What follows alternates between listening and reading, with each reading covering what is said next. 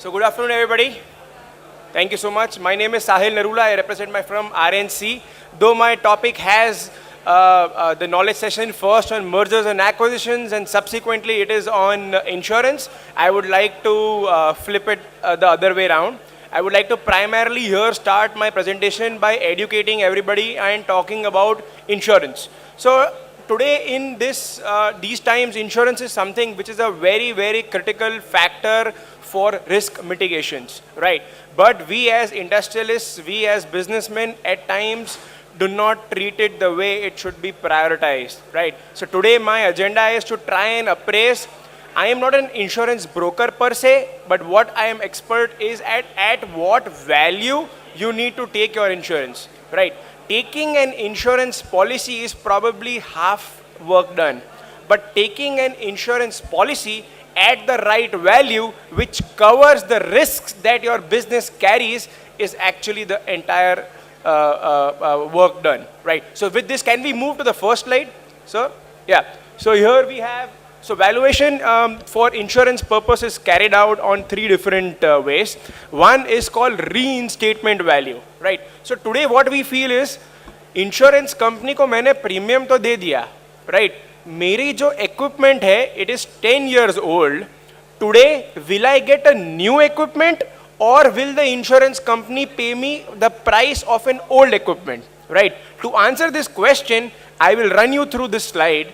Now, insurance can be taken on three different values. The first is the reinstatement values. What reinstatement value necessarily means is, today, the same make, the same capacity, the same plant, the same layout, made the same building, the same home, the same furnitures, fixtures, electrical fittings, as is varies, but new, right? So today, if at all there is a loss, God forbid, it doesn't happen, the best thing is there, but if at all there is a loss, the insurance company will pay us the money for a new equipment, provided we have paid them the premium for the insurance for a new equipment, right? So this is where most of the businesses, especially the SMEs, we SMEs go wrong. The largest the corporates have, the larger advisors who advise them on the value part, right? But it is us SMEs who find it difficult to get the best advice as far as the insurance and other things are concerned, right? So I would recommend everybody to take an insurance for a replacement cost, which is in insurance terminology called reinstatement value, so that whenever there is a loss, there is a new equipment given and not an older equipment. But there can be times that you have certain very old technology or very old equipments available with you, and it might not make financial sense to probably pay a higher premium. And as it is that model, that make, that OEM, that capacity is not available in today's date, then in that case, what should I do? In that case, you can always take an insurance policy at the second market value basis. So what a market value basis necessarily does is, just to give you an example with a very common device, our best friend, our phone, right? I have a phone which is probably outdated now. I do not want to pay the premium for a new phone, because today if this phone gets damaged, I feel I will be better off getting the value of this old phone, and I might as well buy a newer phone, right? So then in that case, I take the insurance as per its market value, say hypothetically 20,000 rupees, instead of taking the insurance at say 75,000 rupees, which could be the value of a new technologically upgraded iPhone, right? This is the primary difference between a reinstatement value and a market value. Third is an agreed value. This is a very, very special value which is given at very, very specific times. Say for example, I have an industrialist has some molds available with them, and they would want to neither value it at its replacement nor take an insurance on its market value. Then in that case, they have an option and flexibility to value it at its agreed value. What it necessarily means is, the insurance company is intimated prior कि साहब ये मेरे equipment है, today if there is a loss in this equipment, I will agree that I will not claim more than X amount. Now, agreed value, as it mentioned, has to be agreed both parties. It cannot be an inflated number. Obviously, the insurance company is not going to have a financial loss. The idea is not that the insured should be financially benefited from a claim, but he should be financially, uh, uh, uh, he should be remedied for whatever losses that he has incurred. Right. So with this, I wanted to touch base upon what are the various values that can be insured, and what various values we should take an insurance. Next slide, please. Next slide, please. Oh, I'm sorry. Thank you. So who are actually benefited by the valuation done for insurance purpose? A, definitely yourself, right? You can focus on your work and you can leave the rest to the experts. While you can, yes sir, all right. While you can, leave the valuation to an expert. B, your insurance company. C, your other stakeholders. There's a large listed company. They have stakeholders in the form of investors, in the form of HNIs, in the form of foreign investments. So they can focus and they require good governance, right? So what it exhibits is that the company is providing good benefits, and it is a structured company providing protocols, giving due advantage and due attention to the insurance, which shows good corporate governance, right? Few of the other benefits of getting the valuation done for insurance are, now many times what happens is that if we are over insuring our assets, what that necessarily means is we are paying more premium to the insurance company. In a way, it is a financial hit to us. And on the flip side, if we are under-insuring, we are taking a hit at the time of a claim, right? In both these situations, it is not advisable. Me? Ma'am, I think they're calling you. You taking the attention away. Yeah, they're calling you. Yeah, thank you. Yeah, right. Sorry. So in both the cases, there is a reduction in the loss, right, which is not advisable, and hence it is required to go to an expert and get a valuation done. Can we move to the next slide, please? Okay, so with this, I would like to switch over to the other topic, which is mergers and acquisitions.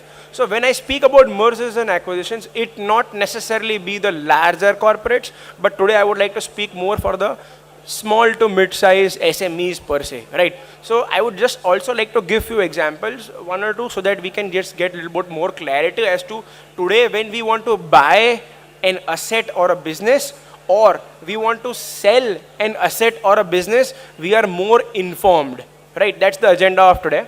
So valuation is primarily done in three methods. Just continuing on an example of our best friend, the phone, A is the income approach. Income approach simply means, Vishal is here, he is a CA, he's been there, done that. Income approach necessarily means what revenue I can generate, or what am I generating presently, and what revenues in the future with this mobile attribute to me, and hence I will value it accordingly, right? That is an income approach. Secondly is our cost approach, wherein what it necessarily says is, iska kharcha kitna jata hai? What is the cost which is incurred into manufacturing or setting up this phone per se? For us, it is our businesses, our factories, our homes, our shops, our showrooms, our godowns, right?